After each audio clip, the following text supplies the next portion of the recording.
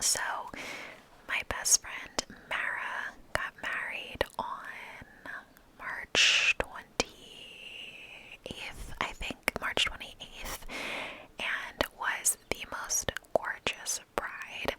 I will say, if you like a voiceover doing makeup video, I do have another one where I actually did Mara's makeup for her engagement shoot. And that video did really well. So ever since COVID, have been doing my makeup a little more chill, less eyebrows, lashes, eyeshadow, things like that. And I haven't really done my kind of full makeup in some time, and wanted to do that for Mara's wedding since it was a very formal occasion. So I decided to do my kind of traditional look that I do that you'll see here today. And basically how this differs from my day-to-day makeup is I start with my brows first off instead of starting with my foundation. When I do my makeup more formal, I will outline my eyebrows with a pencil first on the tops and the bottoms, and then fill them in with a little bit of a brow powder. And then I will take a concealer and kind of carve them out a bit. And no, not quite in the same way that I used to back in like the 2015, 2014 era of Jerseylicious makeup. But I think it still gives them just a more clean look, as well as highlights that brow bone. So I filled in my brows here with the pencil, outline with the pencil, filled in with the powder, and then I took a little bit of concealer and put that on my lid, pulled just a droplet, a drippy droplet of that concealer from my eyelid, and used that to kind of carve them out, being careful to never carve out like the actual front of the brow and squaring them off, because that is not a cute look. So, like I said, I don't normally wear eyeshadow anymore these days, just on like your typical Friday or Saturday night out, but when I do, I will put concealer as kind of my base. I don't actually use a primer, I use a concealer instead. And why I like to do this is because it helps to kind of cover any discoloration and, B, really just set my eyelids as kind of a canvas, if you will, for the eyeshadow. So the colors will come through more true, whatever you're doing, whether it be a concealer or a traditional eyeshadow primer. You should definitely be putting something down on your lids, even if it's both, before doing eyeshadow. Some things I think are unnecessary steps in makeup. Others, you gotta take the extra time if you want the best results. So all I really did here, look-wise, is just a very subtle kind of brown, smoky eye, I guess, if you will, where I took a very light brown color and put that all over my crease with this fluffier brush that I have from MAC. It is the 224 brush, if anybody cares, and I'm also equally unsure if they still make this, because all of my brushes and makeup is so old, and I truly could not be bothered. That is not me giving you the advice to use your eyeshadow palettes from 20 years ago, but I've genuinely never had an issue. Although you shouldn't use like mascaras and things that are wet for many years. You want to retire those, but honestly, I feel like lipsticks, like I have had some lipsticks forever, unless they start getting weird, like, I don't know, unless you're sharing them or using them on other people. But all I really did there was just blend, blend, blend for an eternity. That is really one of the not so big secrets of doing makeup. It's just blending. That's really what it takes to make things look seamless. So I put that lighter color with a fluffier brush all over the crease, kind of going in windshield wiper motions, and then I took a slightly smaller brush, slightly less fluffy I should say, and a slightly deeper brown shadow, and put that into the outer corner of the eye. Shout out Brina. Who knows Brina, guys? Remember her? She FaceTimed me just to see what I was doing and wearing, and this is girlhood. It really is. I love it. I live for it. So, love her. But yeah, I used a darker shadow and just kind of blended that into the lighter one.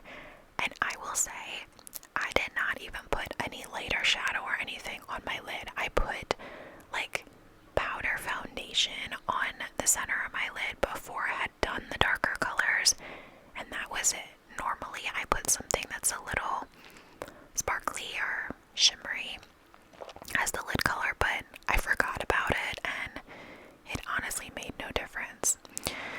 So because I planned to wear eyelashes, I did do liquid eyeliner, liquid liner. This is by Stila. Stila has always made a really easy to use liquid liner kind of pen, if you will, with a very precise tip.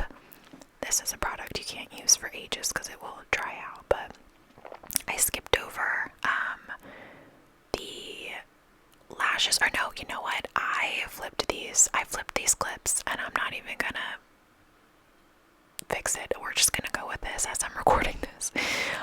So just ignore that I have the lashes on because I will do them in a following clip. But did just a light line of liquid eyeliner and like the smallest little wing ever, because it just makes it easier to put lashes on. It disguises the band. And then I put like that light brown color under my eyes. That's what I was doing in that last clip. So there's just 2 steps that got swapped, but you're sleeping, you're relaxing, you don't care, you didn't even notice, okay, until I called myself out. I was doing a little dancey dance because I had successfully done my liquid liner, and I just really don't do that anymore, and it's just very precise, so I was proud of myself. But then it came time for the lashes. Before I put the lashes on, I do a coat of mascara just to make sure my natural lashes are black and sticky. Whenever you do put lashes on, you definitely want to cut them a little bit. Make sure there's not any like extra poking you in the edge of your eye. But the tip is that if you're cutting length, you want to cut the length from the outer edge. Okay, alert, do not cut length from the inner corner, because a lot of times lashes are a little shorter in the inner corner and a little longer in the outer corner. And if you have a lash that is a little too long and you cut it too much on the inner corner, when you put it on, you're going to have very unnaturally long lashes coming out of the inner corner of your eye. Does that make sense? So I just use traditional lashes. I know that there's the magnetic ones that I actually do have, and I'm staring at them because I bought them off TikTok shop because I wanted to try them out. I've tried the magnetic, like little strips, or not strips, like the little pieces versus strips. I just had a little bit of difficulty with them, and also like didn't necessarily trust that they would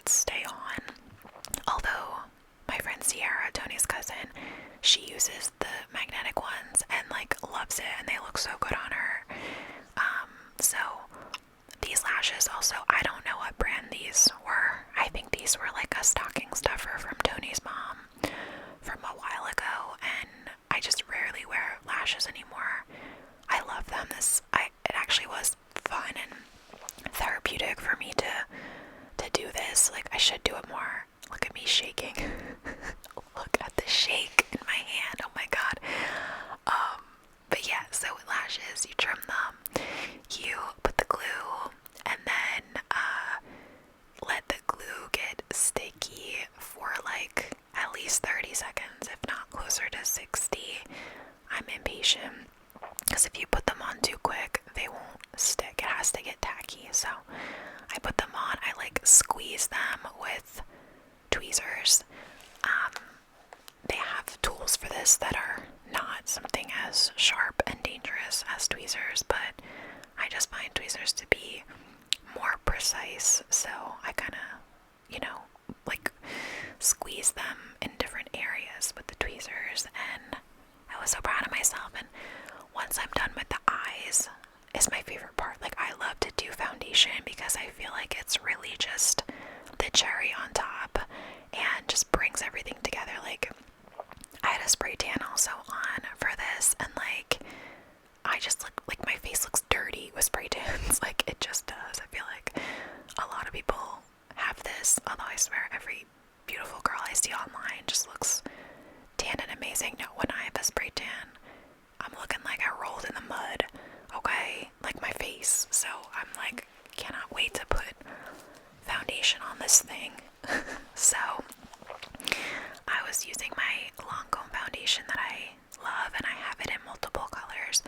This color is 225, which for some people might be their winter color, but for me it's my spray tan color. And I think it matched pretty well. It's like hard with the spray tan because different parts it sticks to a little bit more. Like, you can see my actual hand is darker than like my arm, and my neck might be darker than my chest versus my shoulder. Like, it sticks to you differently depending on the part of your body, and if your skin's dry and whatever. It's weird. You know if you use spray tans, but still looks better in pictures and stuff. And the dress that I wore was backless, so and I use Illusion Bronze, by the way.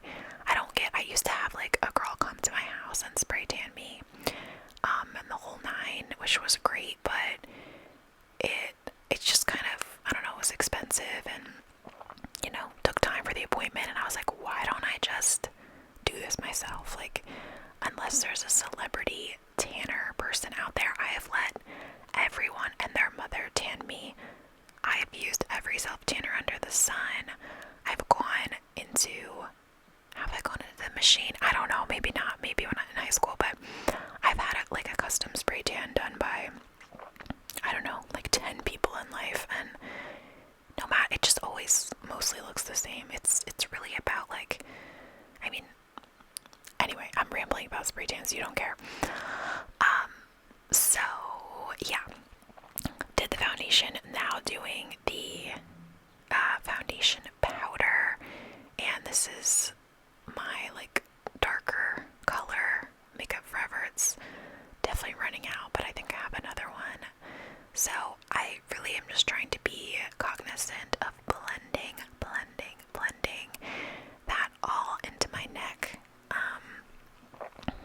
Making sure there's no harsh lines, and then adding in the bronzer. You can't, just be all one color. So I am using Hulu. Nope, Hulu did not come out with a bronzer. Hoola by Benefit, which I was using the KKW Beauty. That's a throwback because Kimmy K is no longer with Kanye, thank God.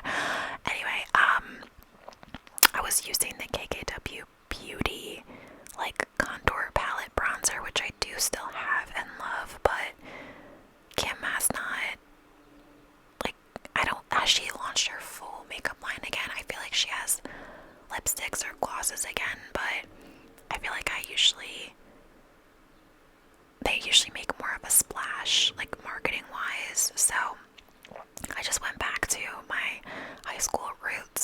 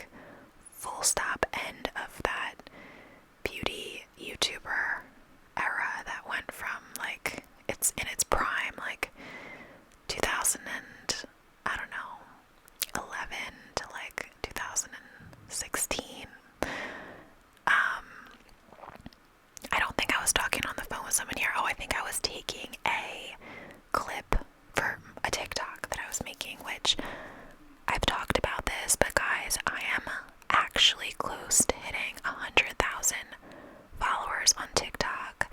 Today, as I'm recording this, I think I have like 88,000, which is close to 90, which, girl math, 90 basically equals 100. So if you do not already follow me on TikTok, guys, even if you don't have a TikTok, go and make one, okay?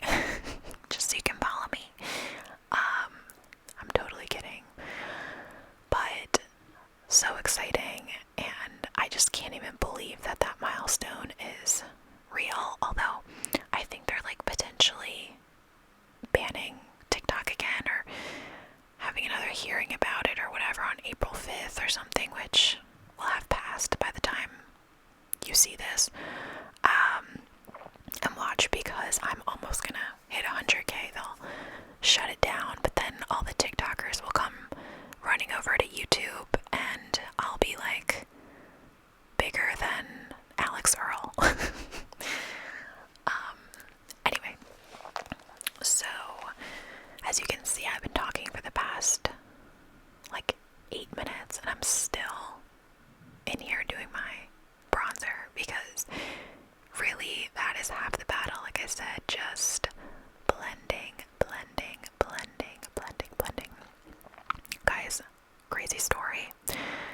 Mara, the 2 days after her wedding, because the day after we did a bar crawl, she was at the hotel that she was staying at, and a barn door, like a sliding door, fell off of the freaking hinge and hit her in the head, right in the middle of the forehead, and she had to go to the hospital to get stitches. How insane is that? I literally felt so bad. She's such a trooper, and she, is all like positive and like everything's okay, and she got scans and like everything's good. But for that to happen basically the day after your wedding day and the Sunday of your wedding weekend is absolutely asinine, and I just can't, because it makes me so aggravated. But maybe the best marriages have to have something go wrong during the wedding, and maybe her wedding was just too perfect and there needed to be something crazy to like lock in the good luck. I don't know if any of you guys are Sex and the City watchers, but if you remember Charlotte's second wedding, her wedding to Harry, things kept going wrong, and Carrie was talking to her and being like, maybe the worse the wedding, the better the marriage. You had such a perfect marriage to Trey, and that didn't work out. So anyway, yeah, this was me pretty fully ready. I had some extensions in my hair, which I have not worn since my wedding in March of 23, so that was kind of fun to pull those out. I just put in like 3 small pieces, and then I was filling in my hairline with my little eyeshadow. Basically, it's basically brown eyeshadow, but it's the color wow, I think. But after this, I got my gown on. I put some texture spray in my hair, and I mostly just kept my hair behind my ears and kind of back, because my dress was like a kind of a turtleneck-ish